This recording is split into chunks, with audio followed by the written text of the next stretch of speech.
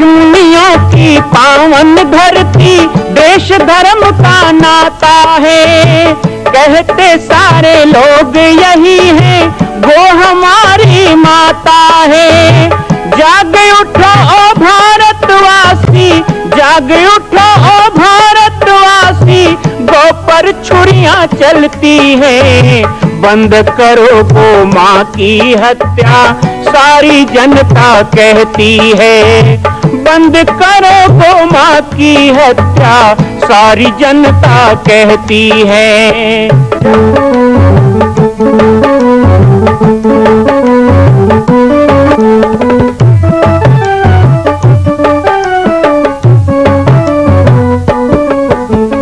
जगह जगह पर बूचड़ खाना, लाखों गौएं कटती हैं। किसे सुनाए व्यथा हमारी, नैना नीर बहाती है। रक्षा करना गौ माता की, रक्षा करना गौ माता की, गीता ज्ञान सिखाती है।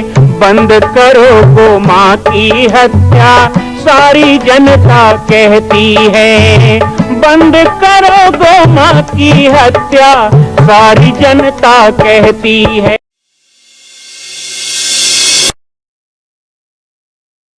जय श्री राम, जय गो माता, जय गोपाल। आज सर्वसिद्ध शक्तिपीठ श्री जामड़ी पाटेश्वर धाम से मुझे आप सबके सम्मुख कुछ विषय रखने के लिए आना पड़ा। जैसा कि आप सभी जानते हैं कि पूरे विश्व में भगवान राम के लाखों मंदिर हैं, और छत्तीसगढ़ में जिसने जन्म लिया, ऐसी गौरवमयी छत्तीसगढ़ की बेटी माता कौशल्या का एक भी कोई विशाल मंदिर नहीं है। ये 15 वर्षों से श्री जामड़ी पाटेश्वर धाम, जिला बालोद, छत्तीसगढ़ में मां कौशल्या का मंदिर बन रहा है। 3 मंजिल का 108 फीट ऊंचा, 65 फीट चौड़ाई और 136 फीट लंबाई का यह मंदिर, जिसकी क्षमता लगभग 10,000 लोगों के बैठने की होगी। इस मंदिर के निर्माण को राजस्थान के ठोस पत्थरों से किया जा रहा है। इस निर्माण में कई बाधाएं आती हैं, निर्माण रुका हुआ है, लेकिन अब निर्माण को पूर्ण करने के लिए त्रिवर्षीय संकल्प महाअभियान की यह श्रृंखला चल पड़ी है। सैकड़ों लोग इसमें जुड़ रहे हैं। मैं एक बार आप सबसे भी निवेदन करूं, जिस तरह हमने अयोध्या में बनने वाले रामलला के मंदिर के लिए तन मन धन से साथ दिया, वैसे ही छत्तीसगढ़ में बनने वाले मां कौशल्या के पावन धाम के निर्माण में मुक्त हस्त से दान दें। 3 साल के लिए आप एक निश्चित राशि का संकल्प करके हमारे नीचे चल रहे मोबाइल नंबर पर व्हाट्सएप करें। आप 5100 3 वर्ष तक, 11,000 3 वर्ष तक, 21,000 3 वर्ष तक, क्षमता हो तो 1 लाख रुपए, 11 लाख रुपए, 5 लाख रुपए भी कर सकते हैं। याद रखिएगा, यह अवसर अब 2-3 वर्षों तक ही मिलेगा, क्योंकि आने वाले 2-3 वर्षों में इस मंदिर का निर्माण पूर्ण कर लिया जाएगा और शिखर चढ़ेगा। माता कौशल्या गोद में रामलला को लेकर बैठेंगी। मैं राम बालक दास महात्यागी पूरे प्रदेश और पूरे देशवासियों से निवेदन करूंगा कि मेरे इस छोटे से विनय और मेरे प्रयास को आप अपना साथ दें, सहयोग दें। जय श्री राम। खैरा में संत शिरोमणि श्री राम बालक दास जी के आगमन हुए हैं और आज महाराज जी के विशेष प्रयोजन से आगमन के गांव में आगमन हुए हैं। मंदिर संकल्प यात्रा शुरुआत भारत के 4 धाम में से एक धाम श्री जगन्नाथपुरी से शुरुआत होके महाराष्ट्र, मध्य प्रदेश और उड़ीसा, ये 3 राज्य में जाना है। तो उसी तारकम में आप मन के गांव खैरा आज यह संपर्क यात्रा के माध्यम से गुरु जी के आगमन हुए। और आप मन ला पता है कि पूरा दुनिया में 4 धाम है और 5वां धाम बनाए के काम हमारे बाबा जी छत्तीसगढ़ में करत है। एक लिए बाबा जी के आप सबके माध्यम, ताली के माध्यम से जोरदार अभिनंदन करो। कारण कि 5वां धाम के बारे में कोई साधु संत नहीं सोचे है, लेकिन हमारे सौभाग्य के बात है कि छत्तीसगढ़ में 5वां धाम बने ला जाते है। जैसे पूजा करे के बेर आरती के थाली ला हाथ लगा ले थन। वैसने बाबा जी के निर्माण कार्य में हम सब ला थोड़ा थोड़ा हाथ लगा के सहयोग प्रदान करके हमारा ये मंदिर निर्माण में गति देना है। मंदिर निर्माण तो करीब 2000 से चलत है और ये धीमी गति ला देखते हुए बाबा जी ये निर्णय ली से कि 3 साल में 2026 तक माँ कौशल्या माँ के मंदिर ला पूरा करके मूर्ति स्थापना करना है। बाबा जी कई बार कहते कि भाई दुनिया में माँ आईस तब तो बेटा आईस, है ना भाई। तो अयोध्या में राम लला के मंदिर बनने से पहले हमारे छत्तीसगढ़ में माँ कौशल्या माँ के मंदिर ला पूर्ण करना है। ये संकल्प हमारे बाबा जी ले, तो संकल्प ला पूरा करे बर आप सब से निवेदन है कि थोड़ा थोड़ा हाथ बता के थोड़ा थोड़ा सहयोग करके ये मंदिर ला पूर्ण करे बर सहयोग करो। बोलो जय जय श्री राम। खैरा और आप सभी लोग जो गांव के सियान बुजुर्ग युवा साथी यहाँ उपस्थित हैं, सभी पाटेश्वर संस्कार वाहिनी से जुड़ी हुई हमारी माताएं बहनें, मातृशक्ति, और यहाँ पर आज हमारी यात्रा में सम्मिलित हुए हमारे साजा, कवर्धा, छुई खदान, विभिन्न क्षेत्रों से आए हुए पाटेश्वर धाम के सभी प्रमुख जन, कार्यकर्तागण। आज शायद यज्ञ होने के बाद पहली बार आपके क्षेत्र में आए। उस समय तो यही गांव था खैरा, खैरा में रहते थे और वहां यज्ञ में आना जाना करते थे। खैरा कुरवा में जब यज्ञ हुआ तो उस समय केवल 2-3 गांव नहीं बल्कि आसपास के 40-50 गांव के लोग यज्ञ में आते थे और बहुत ही सुंदर भाव भक्ति से बड़ा ऐतिहासिक कार्यक्रम वो संपन्न हुआ। ऐसा सब कहते हैं कि वैसा आयोजन कभी हुआ नहीं था। और इस कार्यक्रम के विशालता के लिए, कार्यक्रम के सफलता के लिए आप सब लोगों का प्रयास, आप लोगों का दान धर्म, तन मन धन से आप लोगों ने जो साथ दिया, माताओं बहनों ने साथ दिया और सेवा दिया, वही मुख्य भूमिका रही। यज्ञ भगवान के आयोजन होने से धन धान्य की वृद्धि होती है,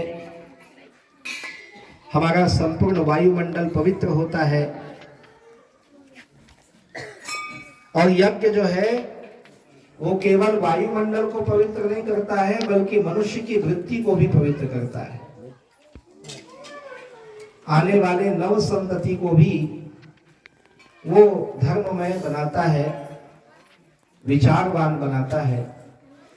इसीलिए कहा गया कि यज्ञ का ही प्रभाव है जो अन्न के रूप में हमें भोजन प्राप्त होता है। अन्नाद वृद्धि कहा गया यज्ञ को, क्योंकि यज्ञ का जो पहला रूप की फसल है उसमें दूध भरने का काम करता है, जिसे वेदों में कहा गया सोमो भूत्वा रसात्मकः। उसका स्वामी है चंद्रमा। और चंद्रमा का काम क्या है? केवल ठंडा देना नहीं है चंद्रमा का काम। आप सब जानते हो चंद्रमा ही रसवर्धक है, रसों का स्वामी है चंद्रमा।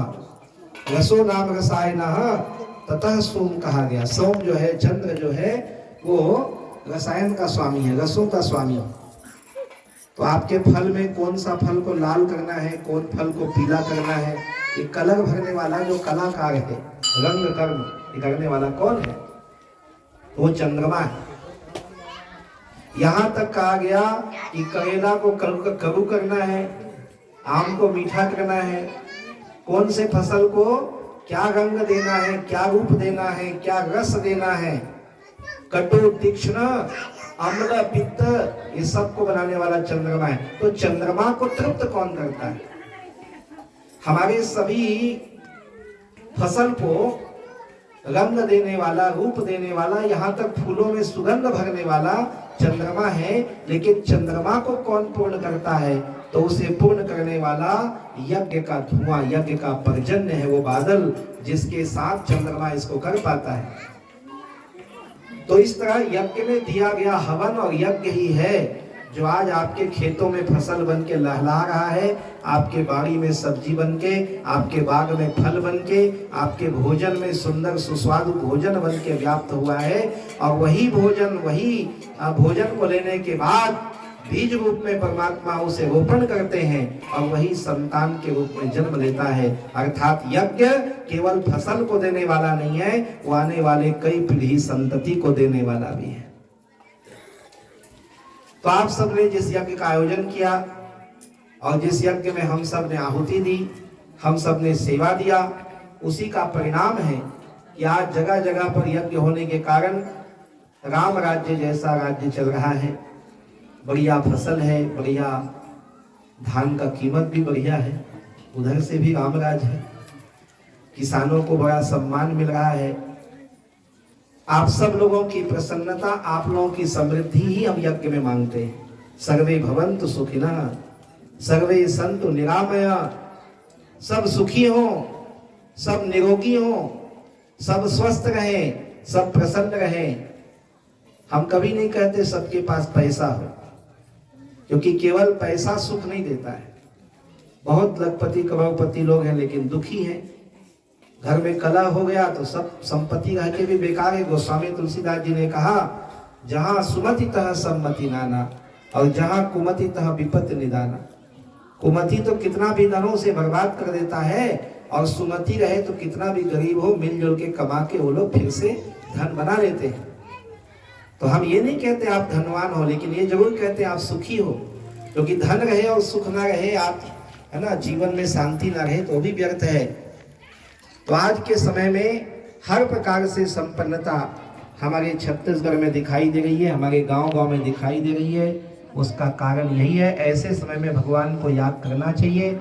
ऐसे समय में भगवान को याद करने के लिए हम लोग पूजा पाठ, यज्ञ इत्यादि करते हैं। और हमारे छत्तीसगढ़ में तो परंपरा है कि जब नया फसल आता है तो हम नाना प्रकार के, चाहे रामायण का आयोजन करें, चाहे भागवत का आयोजन करें, चाहे कोई और अच्छा काम करें, कुछ ना कुछ करते हैं, एक हिस्सा निकालते हैं धर्म के लिए। मां कौशल्या की पावन जन्मभूमि छत्तीसगढ़ प्रांत में बालोद जिला में स्थित है श्री सर्वसिद्ध शक्तिपीठ जामड़ी पाटेश्वर धाम। परम पूज्य सद्गुरुदेव राजयोगी बाबा जी की तपस्थली श्री पाटेश्वर धाम और विश्व के अद्वितीय मां कौशल्या जन्मभूमि मंदिर निर्माण का दर्शन करने और इसी प्रकार समसामयिक विषयों पर अपना ज्ञान वर्धन करने के लिए और 10,000 गायों के लिए बनने वाले श्री हनुमान नंदीशाला गो अभ्यारण्य का समाचार प्राप्त करने के लिए आप सभी देखते रहें YouTube चैनल पर राम बालक दास, और हमारे चैनल को आप सभी सब्सक्राइब करें, घंटी का बटन दबाएं ताकि आप सूचनाओं से जुड़े रह सकें। जय श्री राम, जय गौ माता, जय गोपाल।